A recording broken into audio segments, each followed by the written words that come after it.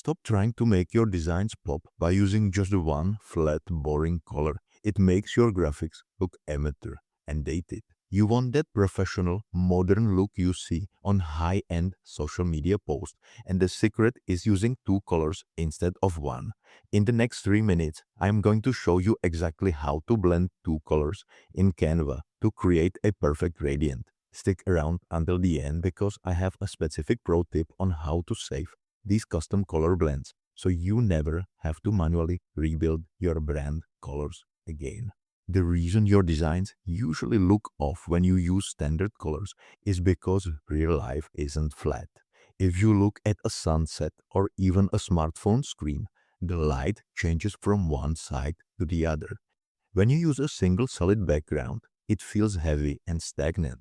Beginners often get stuck because they think they need to upload a special image to get a two-tone effect, but the tool is actually hidden right inside your standard color panel. Let's get into the fix. Open up your Canva project and click directly on the page background or the specific shape you want to change.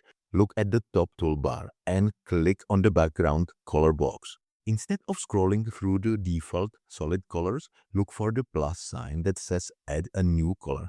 This is where most people stop, but you need to look right below the solid color hex code. You will see an option labeled gradient. Click that and Canva will automatically generate a starting blend for you. Now you need to customize it. You will see two or more color circles under the style section. Click on the first color circle and pick your main shade. Once that is set, click on the second color circle and choose a complementary shade to go with it.